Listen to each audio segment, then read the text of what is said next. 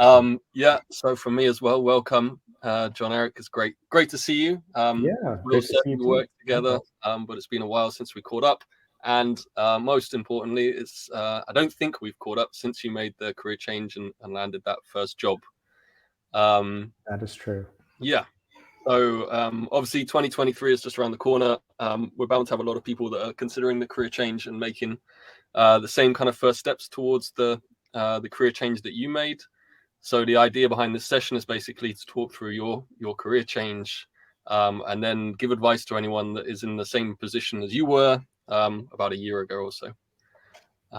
So yeah, first of all, it'd be fantastic if you could just kind of introduce yourself a little bit and talk through where you're from originally and one or two of the more recent kind of professional experiences before you even kind of started thinking about that career change. Sure.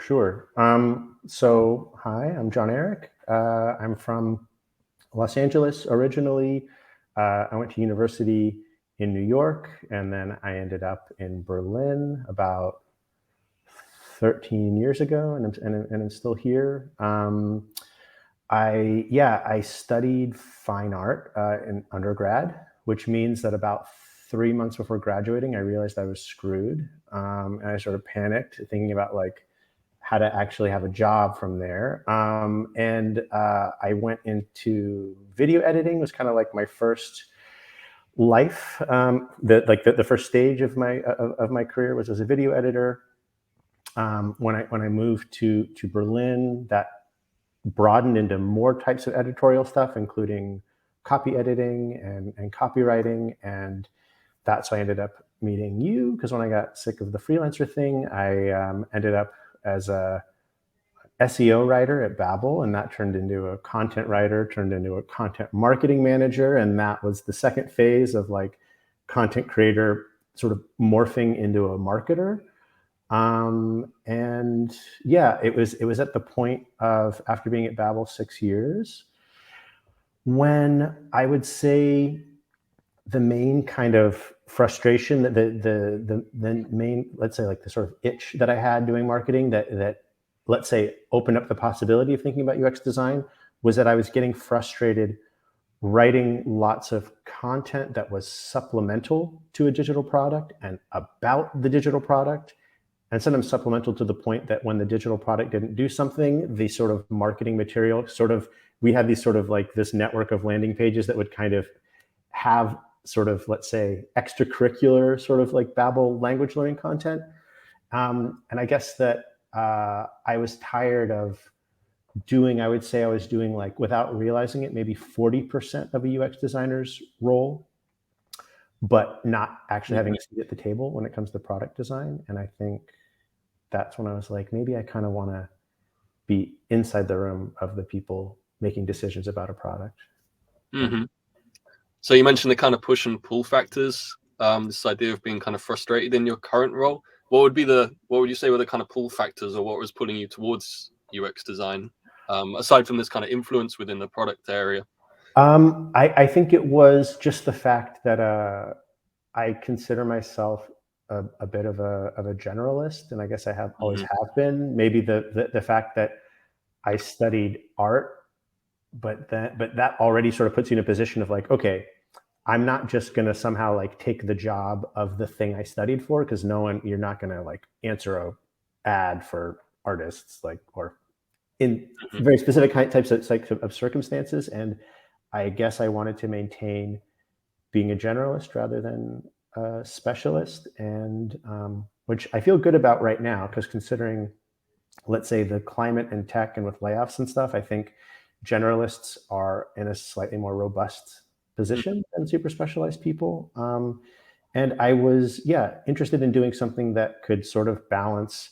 I had gained a lot of sort of analytic experience from marketing, but I wanted to still be creative, and maybe not just, let's say, with writing, but sort of, I was like, oh, maybe I can do something that actually draws more on my training and passion for visual art. So yeah, that was maybe the pull factor. Visual. Were there any kind of competing professions, or was it a fairly straightforward decision that UX design was the one for you? I felt like that was the one for me wanting to be a kind of like generalist problem solver who could kind of like, depending on what the issue was, sort of jump in, and every week there's like a different knot to untie and some other kind of challenge. I love puzzles, and I sometimes feel like I have a lot of fun at work because I feel like I'm just sort of solving puzzles. Yeah.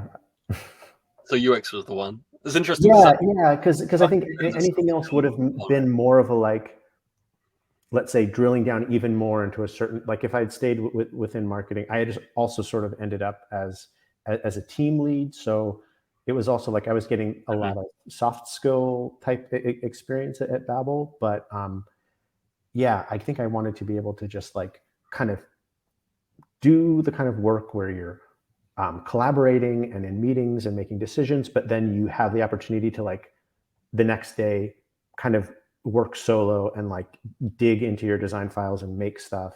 And so I think, yeah, it's just kind of, if you're sort of like a creative all-rounder who doesn't want to get nailed down as like, oh, I only,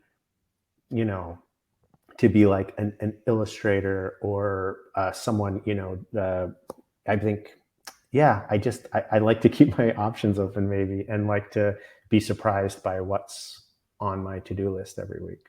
Mm-hmm. Yeah. I think like marketing, I mean, I guess it's true of a lot of fields, but maybe even more so with marketing and UX design, there are a lot of opportunities to specialize further as well, right? To go deeper into UX research, or into the UI side, for example, or into, even see people graduating into UX writing, for example, from UX design background. So there seems to be a lot, especially as the field kind of becomes more and more professionalized and starts to fragment a little bit potentially, then there are quite a lot of opportunities there as well.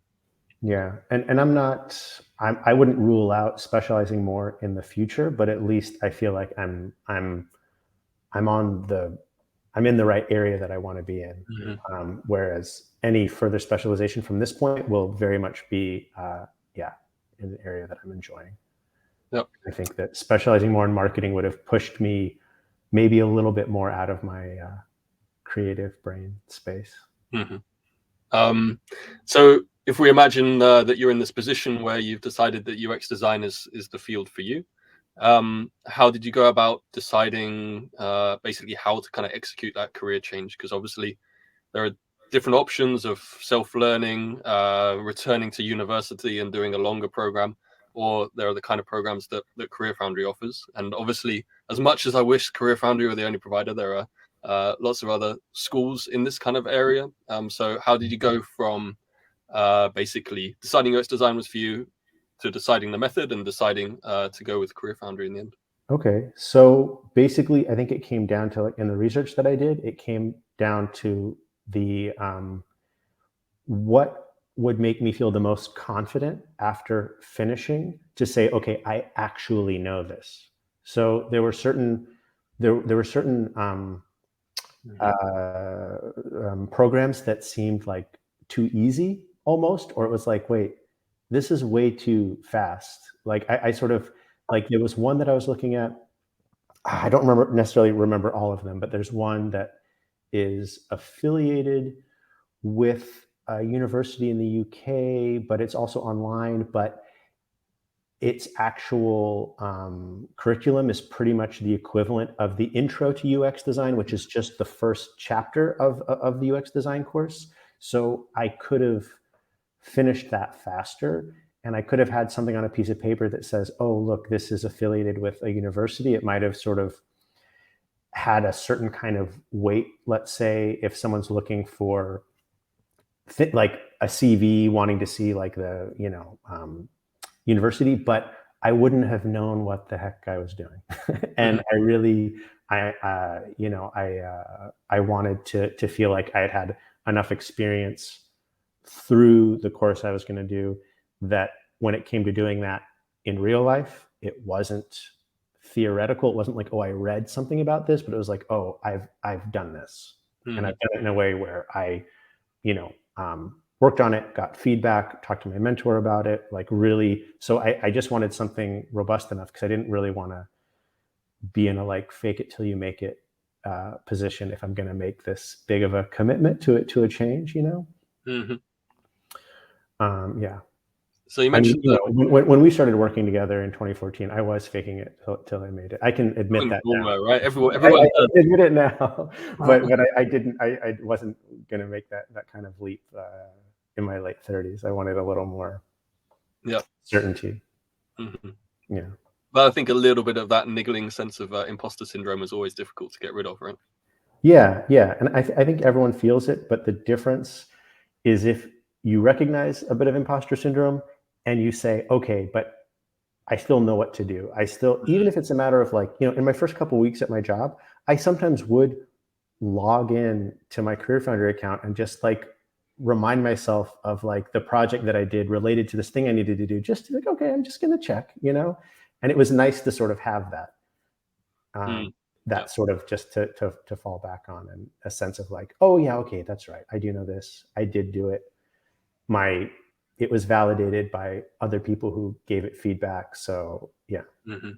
So coming to that feedback specifically, you mentioned your mentor, and in the intro, Will mentioned the dual mentorship model. So just to give a bit of an explanation behind that. So one of the things that kind of makes CareerFoundry special is the level of human support that you get throughout the program. So as soon as you start, you get assigned a mentor and a tutor. Your tutor gives you written feedback on all the task submissions that you do throughout the entire program. And the mentor gives you both video feedback and is available for calls throughout the program to give you kind of professional advice and feedback on all the portfolio projects that you put together. So you really have that one-to-one dedicated time with the professionals in the industry, so to speak. And then you also have a dedicated career specialist as well to kind of help you develop your portfolio and your interview skills and get you ready for that job search period as well. So you have that little team to support you throughout the whole program. They typically stay the same people throughout the program as well. And that's obviously a super important part of the entire experience. So with that introduction, I just kind of wanted to talk to you about that, but also about kind of the entire experience of the program, because obviously it is, as you said, an investment, not in terms of time and in terms of the effort that you put into it to make the career change. So how was the entire experience, and how are the ups and downs throughout that experience as well?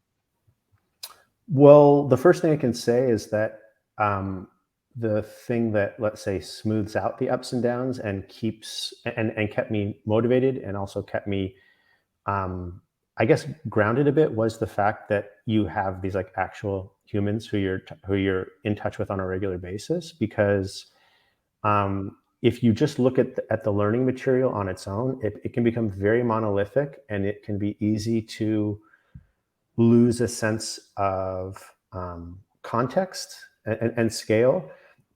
And it was very useful to sort of, after doing a certain assignment, being able to get the feedback from my tutor, like, oh, well, here's other ways that people do it. And, it's, this is like a method that's popular, but I just want to, she was always sort of sharing additional information, and also pointing out, as the tutor and the mentor were people like working as UX designers in the industry. They just kind of helped me understand that the UX process is not some dogma to follow. Mm-hmm. It's guidelines. It's sort of helping you to think about how you think, almost, so that you just have this awareness to understand, like, okay, here's all these different tools. It makes sense that like this technique leads to that, but you don't want to get so stuck in thinking that this is the set in stone thing. It's just that I feel that once you have a level of comfort in it, you can say, okay, this is my toolbox. It's a huge toolbox. It's lots of tools. I know how to use all of them. But in this case, I know that I'm only going to use these three. I'm not going to sort of, you really aren't going to, you want to know everything, but you don't actually, like in designing new features or doing, let's say, improvements, you're not sort of saying, okay, start with step one and go all the way through all the steps every time. You would be sort of becoming like beholden to the process rather than the process working for you. And I think that having their feedback kept me understanding the big picture and understanding that what I was learning was going to be useful to my job, but it wasn't meant to be like replicated exactly. It's like, you want to know all of these things. Here's certain patterns, certain things that work for lots of people, but I feel like they always kept it relevant to me. And yeah. Mm-hmm. And out of interest, are there any similarities or transferable things from the kind of content production process that you would have followed previously? And I mean, to be honest, if I remember rightly, that you kind of built up at Babbel and the processes that you use nowadays. Well, I think, yeah, there definitely are some. Like I said, I was sort of, without realizing it, doing about 40% of the UX designer's job, because there wasn't anyone doing UX officially at Babbel at that time. So there wasn't, again, like doing marketing, we didn't really have access to actual people. So that was a lot more of the quantitative kind of information about user behavior rather than qualitative. And that was the qualitative part is what I learned a lot about through CareerFoundry. But in terms of being able to, let's say, we, as you know, and I'm sure as you still do, we spent a lot of time in Google Analytics, like just looking at how people were consuming the marketing content we were creating to figure out how to optimize it. So I think that, so on that side of a little bit of like the quantitative part of user research, there was a bit of that already from marketing. And then also when it came to usability testing, there was some of that as well, because, we had this online magazine, or, we were the marketing department for Babbel, but the online magazine sort of was like a mini product in its own right. So there was a lot of work that we did over the years to figure out how to how to optimize it. So it's sort of, but again, it was very specific to marketing. So we were optimizing conversion elements and like little bits of text, like with very, like certain headlines and things. It all came down to, like changing 2 letters in a word could have this huge effect. So it was, I would say the scope was limited, but it was similar kind of stuff that you need to do when you're doing usability testing to say, like, is this working for people? For us, we weren't able to be fully concerned about whether they had like the full, rich, wonderful experience of reading our content that we were hoping. But so that's what I meant by limited. We were using a lot of sort of UX methodologies, but for the sake of making sure that people would click on the thing to try the demo. So now, out of interest, when you look back at the time there, do you think, we should have done this and we should have done that, and it would have been 100 times better if we had taken that approach?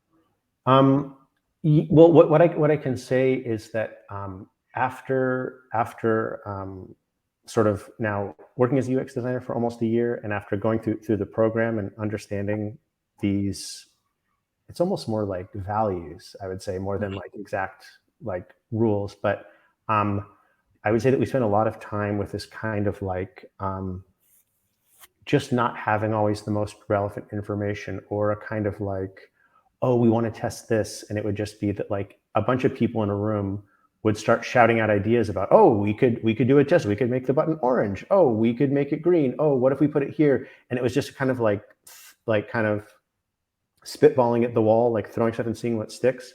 And it was a bit, I think that probably it was a bit sort of wasteful. And I think that if I had known what I know now, I think we could have gone about it in a more focused way, with like, getting proper qualitative feedback from a small group of relevant people would have answered a lot of those questions before we actually did A/B tests. It was sort of like A/B test was the only tool. Okay, you want to find something out, do an A/B test. And there's a lot that you can do before you get to the point of the A/B test. Yeah. Changing tack a little bit, I wanted to talk about portfolios, because obviously through all the programs, regardless if you're doing UX or UI or web development, then you build a portfolio through the CareerFoundry programs, and then the idea is that you use that portfolio obviously to apply to jobs when you've graduated, or even before graduation. And this, like, personally for me, is super interesting because it's not a typical thing, or hasn't been up until now, to have marketing portfolios. And since I started kind of interviewing for a broader range of positions, designers, developers, etc., it's an extremely big help to understand the candidate and understand their their track record and their skill set to have a portfolio.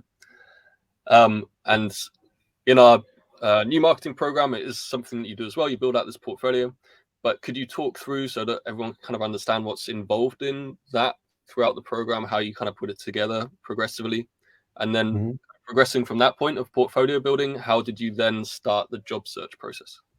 Okay.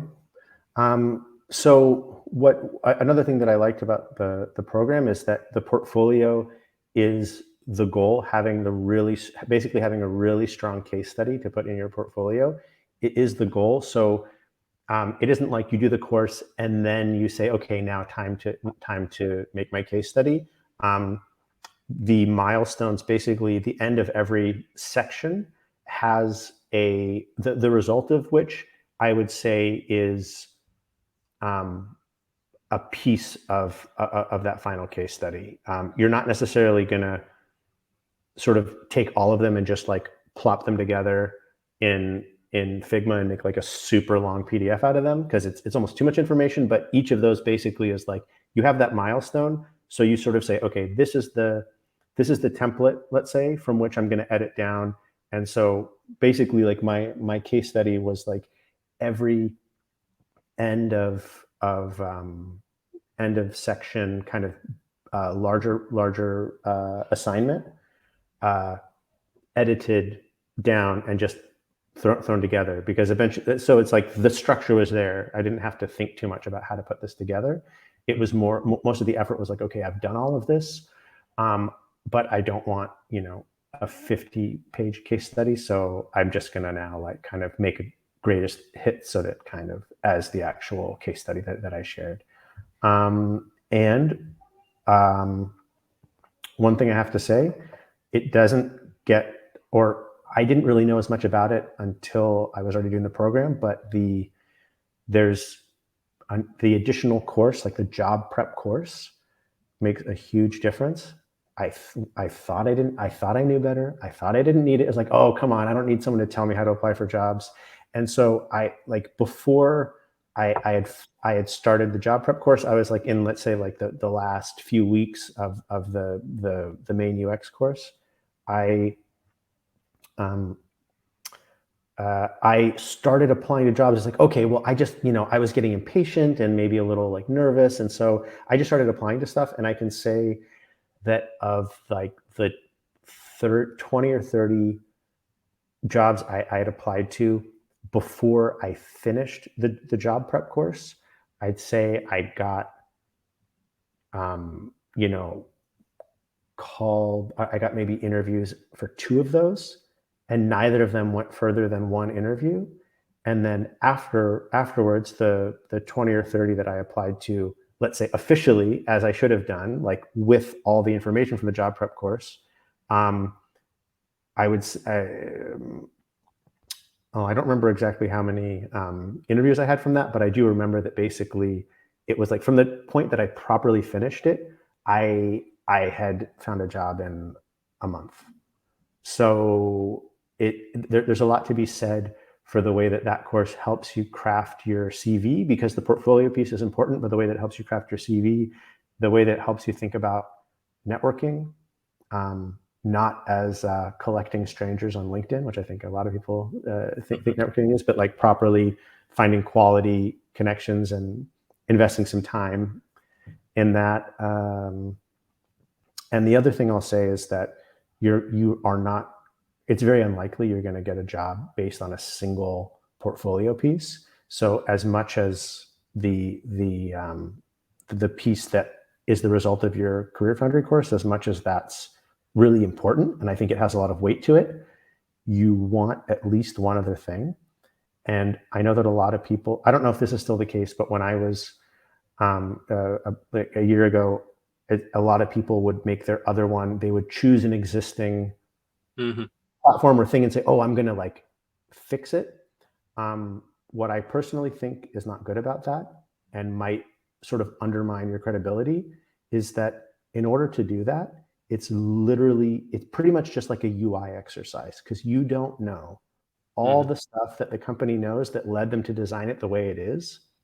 And if you say you're going to change it, it's a little bit flimsy. You're not. It's not an opportunity to show what data you collected and how you came to these decisions and what you tried. Because if you think you know better than Spotify how to like redesign their homepage, you don't have the data they have, and it's gonna look a little bit transparent. I think if you try to rely on that as your second portfolio piece, what I think makes a lot more sense, especially for people who are, let's say, mid-career changers, is you use all of your UX experience that you've gotten through the course to reframe your old job and say, okay, if I now look at my previous job, knowing what I know as a UX designer, how would I tell the story of the UX design I did? At the time I did it, I maybe didn't know it was called that. I didn't know all the terms, but basically because I'm convinced that because it's such a broad, since UX is such a broad set of skills, no matter what you did before, there is something that's relevant. There is at least one thing that you can reframe as UX design, and I don't think you'd be overstepping any boundaries to show the UX design you did before you were a UX designer. And so what I ended up doing was that I just went through all of the iterations of Babel magazine, which, the fact that we started with we started with this very wonky kind of MVP landing page. And then, I just sort of chronicled what it looked like, things that we changed and why. Obviously I was not like taking notes on all this stuff over the 6 years I worked there, but the what is it called? The time machine, what is it called? Archive.org. Like you can archives or whatever it is. Yep. Yeah. So I think it's something through archive.org or just the time machine or whatever it's called.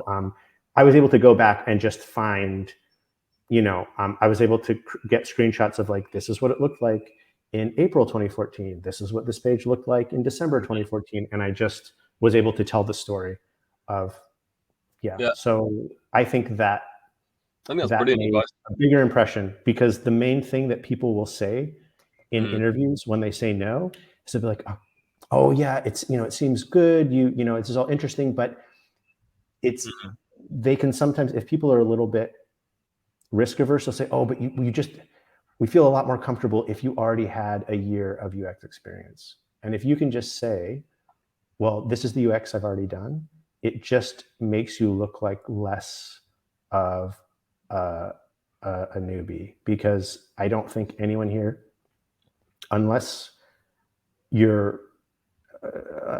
like the job you're going to get after doing CareerFoundry is the first job you've ever had, then you have transferable skills. You have a story to tell about the kind of UX way of thinking that you've already demonstrated.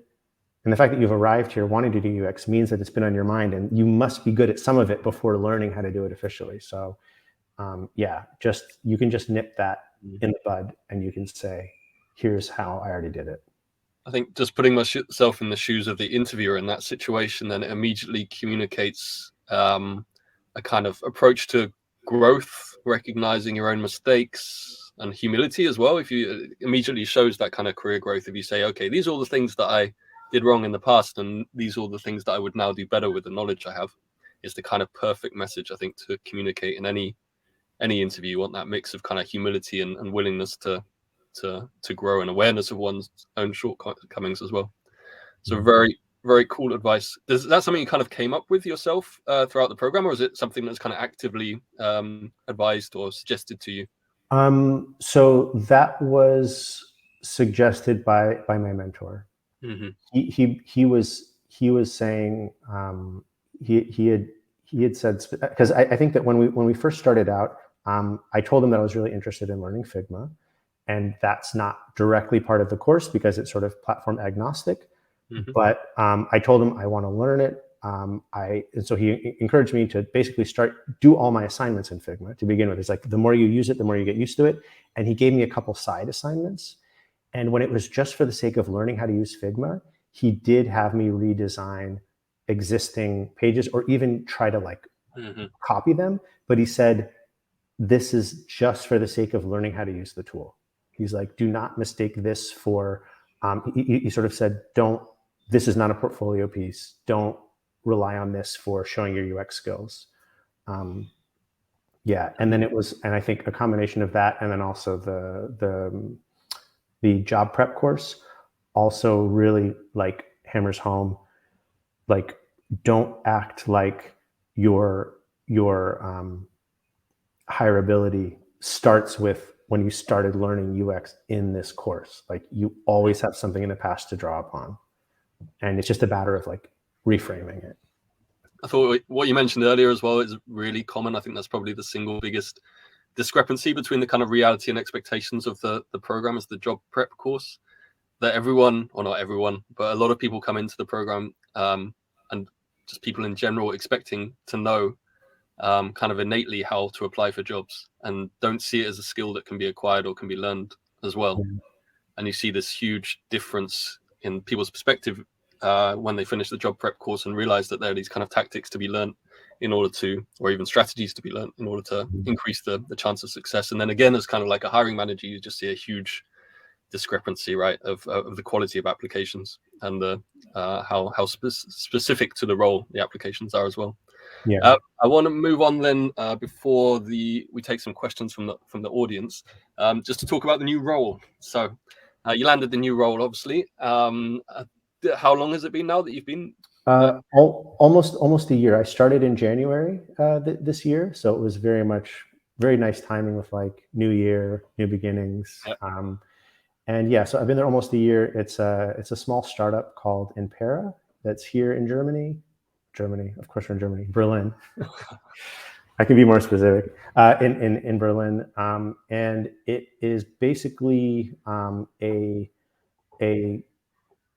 cloud-based platform for the construction industry for a lot of different things, but the core of it is the tendering process. So what I have to say is that I love like kind of nitty-gritty practical things, and I was very happy to first of all find a startup, because I know that maybe people are often maybe looking for jumping into like a bigger company and something where they can already go to be more specialized. But what I can say is that if you go into a startup, you will find a much easier one-to-one connection between this is what I learned and this is what I'm going to do now, because no one told me how to do my job. No one told me what tools to use, what methods, anything. It was really like the company didn't have a UX designer before.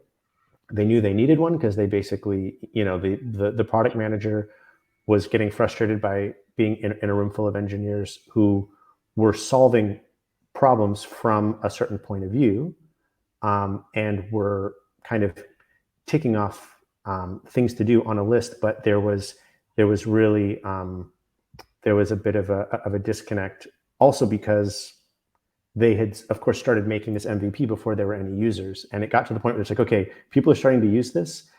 We need someone to kind of like listen to them and get their feedback plugged in right away, because otherwise what the product team is doing and what they think they're doing can become very, very different things if you're not like on a regular basis getting feedback. So there wasn't anything wrong with the product before. It was more just like, okay, we have our MVP. Before we get this in front of real users' eyeballs, who were going to be like asking them to like pay for this eventually, like they knew they needed that, but no one in the team had ever worked with a UX designer before. Like, so it was really like, on one hand, it was really nice that no one could tell me how to do my job. I could just build it the way I wanted. And I only knew one way because I had just like learned. So I was able to kind of, pretty quickly just say, okay, I'm just going to do this. And with experience, I found where I was able to maybe make it more efficient and be like, okay, here's certain parts of the process that would make sense in a different context, but because it's still such a small startup that's still trying to prove product market fit, really like slick UI is not necessary right now. Mm-hmm. And also because it's early, because it's trying to find product market fit, putting a lot of time into sort of like user research documentation didn't make a lot of sense, because it's like I wasn't somehow like aggregating qualitative data from lots of people. So one thing I did was that I kind of, for the most part, skipped personas, because the persona was like an actual guy. And it would be weird to be like, oh, I'm going to like make a persona that somehow aggregate. It's just like, there was like, like early on we had one power user. And so I just made sure to like talk to him like every other week. And it was a chance for him to sort of, you say, this isn't working, that isn't working. So it was a chance for him to sort of be heard and essentially become like our most important user, because if he complained, we would listen and we'd figure out like what to improve. So I mean, yeah, it was mutually beneficial, because I was getting lots of qualitative stuff from him, and sometimes, yeah, it wasn't like, this is not the thing that I need to send out surveys for, or it's pretty much like, it's also, it's a weird sector, because the construction industry is pretty much the last bastion of like analog processes. And I think our biggest hurdle is just convincing people who do something a really like slow, laborious way, that there's a better way to do it, because they've gotten so good at doing it the bad way. Like they're incredibly good at it, So it's sort of like, so that's what's tough, is like, we can actually make this a lot easier for you. And yeah, it's starting to change. I think now what's really made the difference is in Europe, these like ESG guidelines. Basically, it's suddenly risky to start building a project that you won't be able to prove and get certificates and prove it was built in a certain like sustainable way. And suddenly they're like, oh, okay, yeah, the way we do stuff isn't going to work right now. Oh yeah, we do need to be able to have proper visibility of this entire supply chain, where before it would be like, oh, I don't know, the subcontractor, I don't know where he bought that wood from. I mean, there's just no transparency at all. And that's kind of what we're fixing. And so it's interesting. It's an interesting problem. And it's true that there's not like, I mean, there's a few companies working on this, but it isn't like, there's not even like a box I can put this in. I can't say like, oh, it's not exactly project management software. It's not exactly like a kind of online marketplace. It's kind of has elements of both, but it's sort of its own thing. And that's makes it fun. Yeah. I think particularly in the traditional industries, you always have that those two challenges. That first challenge of actually developing and delivering the technology, and then communicating to people and convincing people that the technology provides like a new way of doing things. And that second challenge can be just as big, or if not bigger, than the first one as well. Yeah. Because we find, I mean, as we talked about with the kind of the personal attention you get from the mentor and the tutor, and that model of education, and communicating how much more effective that can be than sitting in a classroom with 30 other people, is still a challenge, even though you have this big difference or big improvement on the level of effectiveness. So yeah, I empathize with your challenge there. Cool. It's an And interesting problem to have. the last question about the job is really the difference between the reality and the expectation. So obviously, you decide you want to do UX. You have an idea of what your life will be like when you complete the UX program and when you become a UX designer. And then you're in the program. I imagine those expectations change a little bit over the course of that experience. And then you obviously land the job. So looking back at kind of what your expectations were, how does that match reality, and where are the discrepancies there? Well, I think that the main thing that was different was that I just had to find ways to make what I was doing fit the team that I was in.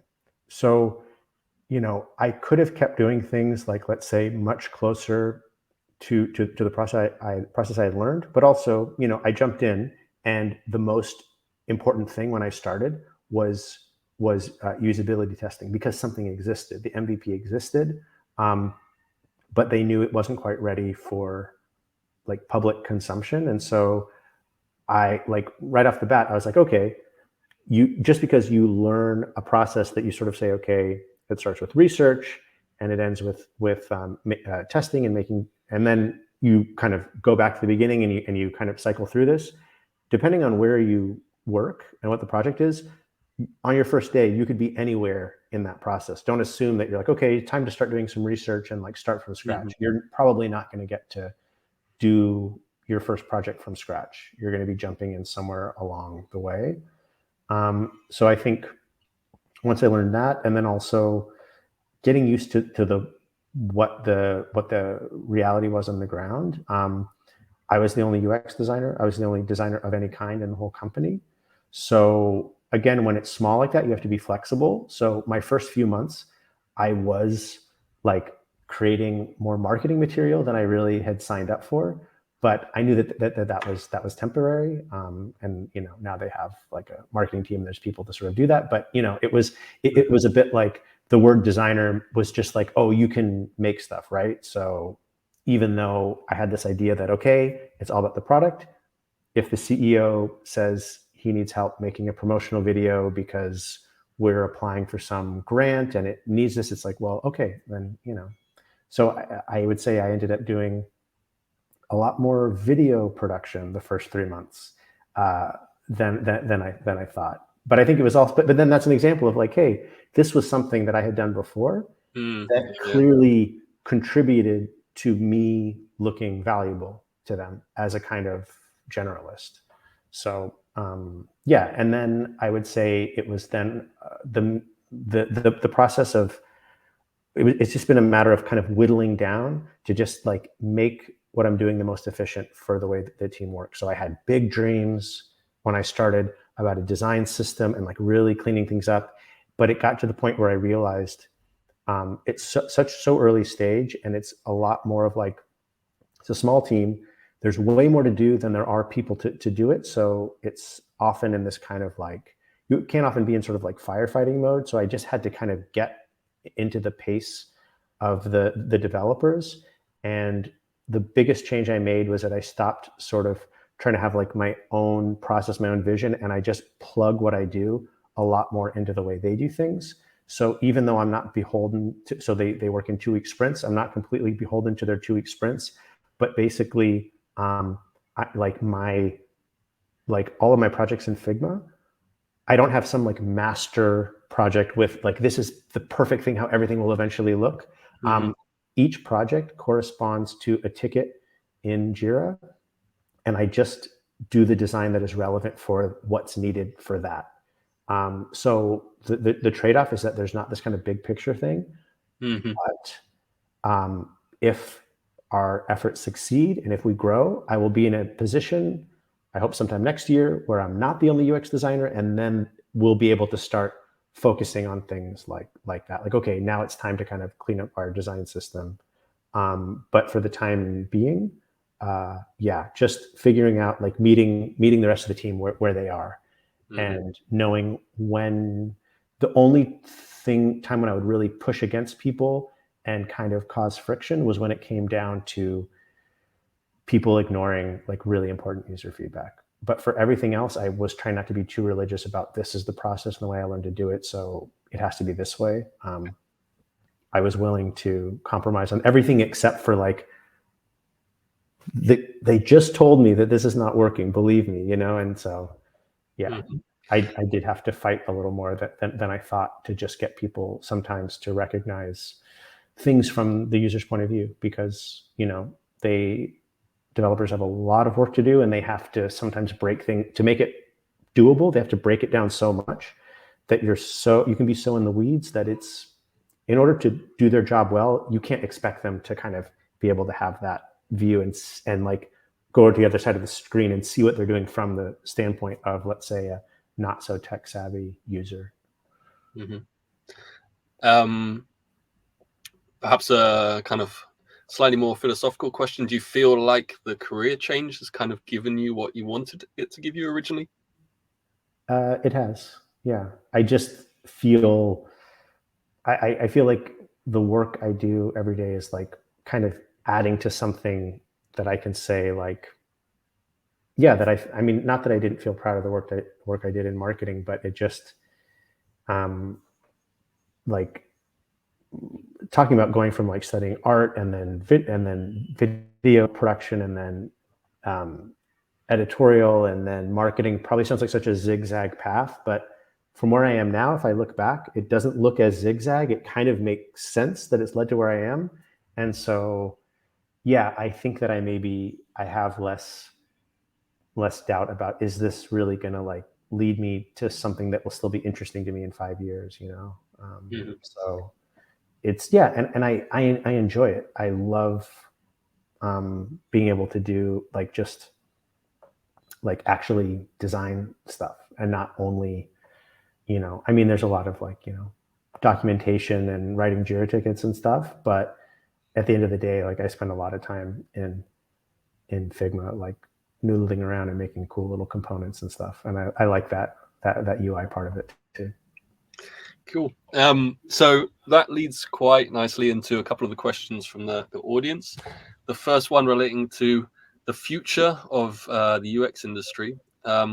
Where do you see it going, and what kind of excites you about those developments in the next couple of years? Are there any kind of trends or anything that you see either globally or really kind of more related to your role that you'd be particularly excited about?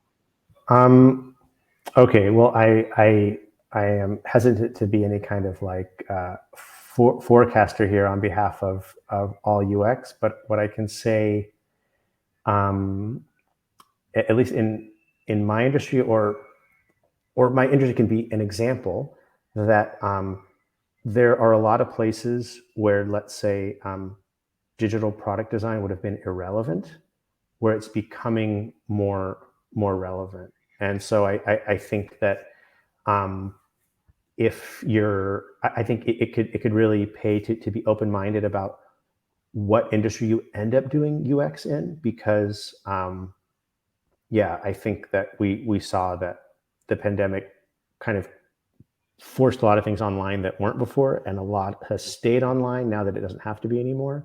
And I think that those opportunities are only going to grow, because I mean, look, if people who for years have been used to emailing PDFs back and forth to each other, and they think that counts as digitization, if they if their needs now need to be addressed by someone who can think in this holistic but analytical way about like designing the process and figuring out how they can achieve those goals, and then designing how it works and looks, you know, if they even need that these days, and a couple of years ago they didn't at all, I'm sure there's even more industries that are going to open up suddenly needing digital tools.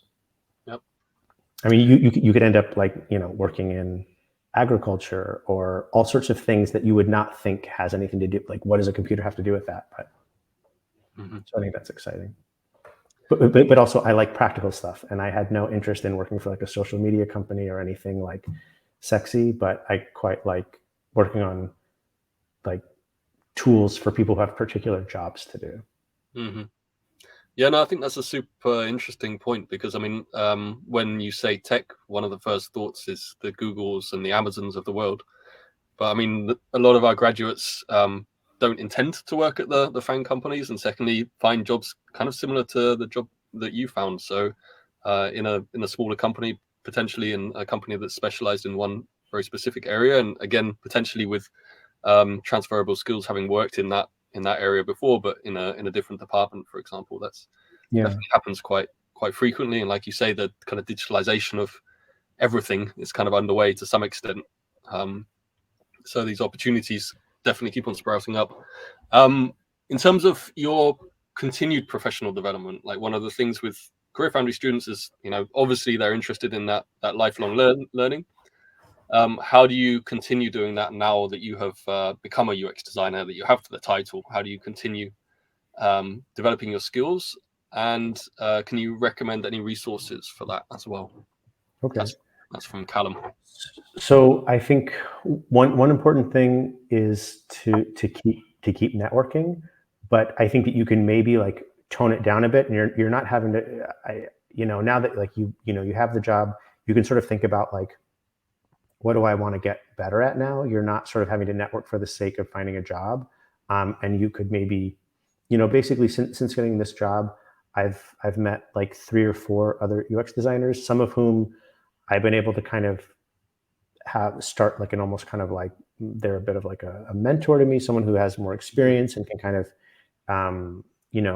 give advice and answer questions. Other people are sort of are at the same level that I am, but also are the only UX designers in their companies. And so it helps to sort of say, okay, while I'm at work, I can't just turn to another designer and get feedback on stuff or check my thought process on something. But there's so many people who are also doing this job, but kind of isolated like this as the only designer in the company, that you find some other people like that, and suddenly you're a lot less isolated, and you do have some people to bounce ideas off of and get, not that you're having to like share your actual work with them, but even just, meeting for a coffee now and then and describing what you're working on, even being able to like have a conversation about like, oh, how do you organize your Figma design files? Like, you can get tips from other people with stuff like that. I imagine you can get weirdly passionate about those kinds of things as well. I mean, yeah, and specifically. Yeah, you passionate or particular obsessive, depending on like what kind of spin you want to put on it. But yeah. We have a couple of questions about the program specifically, so about the UX program. I can kind of give a bit of background to those questions from the kind of global level, but it'd be great to hear about your specific case as well. So the first question is from Stephen, and the question is, how long did it take to complete the program, and what sort of weekly or monthly time commitment did it require? Okay. I can say for the UX program, typically we see 5 months if people put in essentially the equivalent of a full-time study plan. So that's kind of 30 to 40 hours a week. We'll complete it in 5 months, up to around 10, 11 months if you're working on it part-time. So 15 hours, for example, a week, to give you a rough estimate. And yeah, for you, John-Erik, then how did it pan out? So I ended up doing it sort of the half time, so over 10 months, where I was putting in 15 to 20 hours a week, only because I wasn't able to commit like full time to it. But yeah, that worked out for me. I mean, basically, let's see, when was I? Yeah, it was. I started at the end of 2020 and then finished at the end of 2021. So it was like, basically with, I've got a 3-year-old at home, and because of the pandemic, like we had like he wasn't in Kita for a long time. There was no like so it was basically like, for I would say half of the time of those 10 months, I was basically like being a stay-at-home dad in the day, and then working on this in the evenings. But then once the things normalized a bit with daycare, then I was able to put in a little more time. Mm-hmm. And the other question from Sean is quite similar, so related to what you were just talking about there. Is it feasible to complete the program while maintaining a full-time job? So there, to give a bit of background, for the majority of our students, so around 90%, actually continue in employment, either full-time or part-time, whilst studying. And it's obviously the flexibility of the program that you can essentially do it anywhere and any time. Then actually it's very, very common.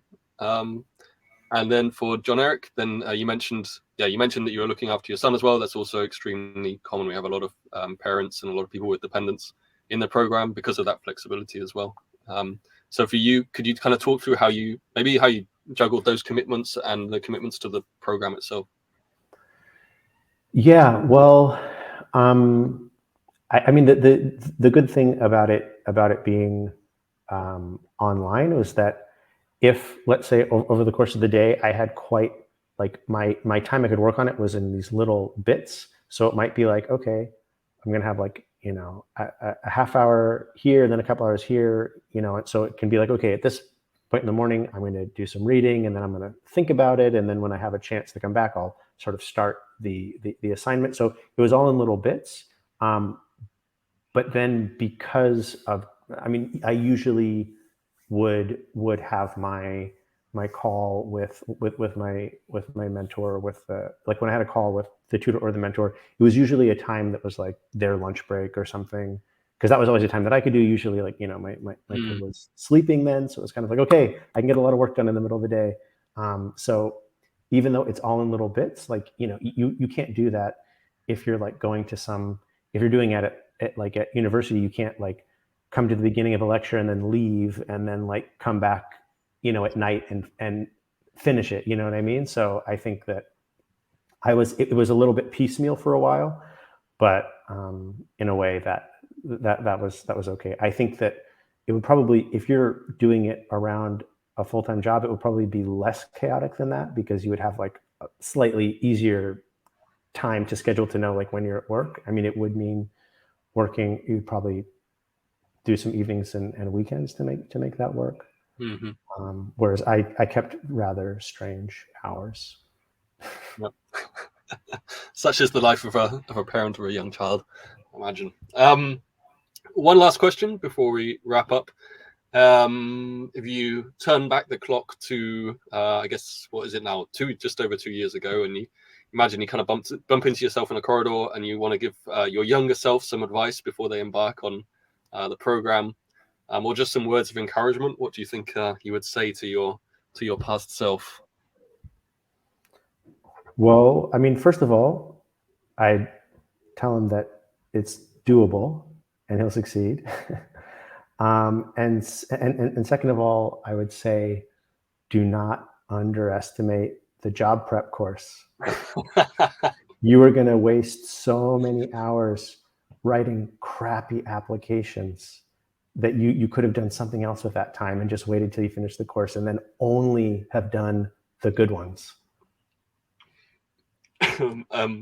Fantastic. I didn't expect that answer. Yet more endorsement for the job prep course. Cool. Then I think we're just about done with the audience questions. Maybe very quickly, last one. There's one from Talena that just came in. Would you recommend looking for UX jobs while going through the program, or when you finish the program? I can definitely tell you that a significant percentage of people find jobs before they finish the program, because they start applying, not in the first half or so, but in the later stages of the program. John-Erik, would you have any other further advice there? Yeah, I mean, I think that even if you feel so like for me, I didn't really feel confident to start applying until I was almost done, but I still was looking beforehand, because I think even if you're not ready to apply, it makes sense to start looking, because you can just understand what's out there and what people are looking for. And I think, you know, it can help with figuring out the story you're going to tell about yourself and the way that you're going to frame your past experience to make it to make people realize how relevant it is to UX. So I think it's good to just familiarize yourself with what people are looking for and who they are, like who's looking, what are they looking for, how do they describe what they're looking for, because lots of different, like, you know, like UX can be enough of a thing that people have different ideas about what they think it means. And so it's good to sort of know, like, I mean, yeah, sometimes people say they want a UX designer, but actually they only want a UI designer, and vice versa. So it's good to get familiar with the people looking for you, so you can figure out how to. But again, that comes down to the job prep course, and it's like, you don't have to wait till you're totally done with the main course to do the job prep course, because it's really about, like, make your CV look really good. Like, what's your elevator pitch? How do you talk about yourself? Like, you don't have to be done with the whole thing to start doing that. Fantastic. Thank you very much. Then I'd just say before we end up that if this has kind of spiked your interest in the program, I think Jay's given a really comprehensive overview of kind of what the reality of it is like and the job search is like. And if you have any more questions, I really recommend booking a call with a program advisor after this. You can either just hold on for about 10 seconds at the end of the webinar and you'll be directed there, directed to a page where you can book a call, or obviously you can just go to CareerFoundry and book a call off the website. and they can basically answer any remaining questions you have or any doubts you have, or if you're just interested in finding out more about the contents of the curriculum and things, any question you have, they can answer, and they're all very lovely people, and I'm not going to push you in any direction that you don't want to go. It's really about finding out whether this program and whether the field is for you. So if you want to do that, go for it. It would be great to talk to you. And hopefully in about a year and a half time, then one or two of you will also pop up in this window, and I can chat to you about the experience as well. So stick around, book a call, talk to us. We look forward to seeing you. We look forward to turning you all into UX designers, because that's what we love doing. And John-Erik, thank you very, very, very much for your time. It's been a pleasure, as always. For me too. It was a lot of fun. Then, we shall bid you adieu. And everyone have a wonderful evening, morning, afternoon, wherever you are in the world. All right. Thank you. Thank you.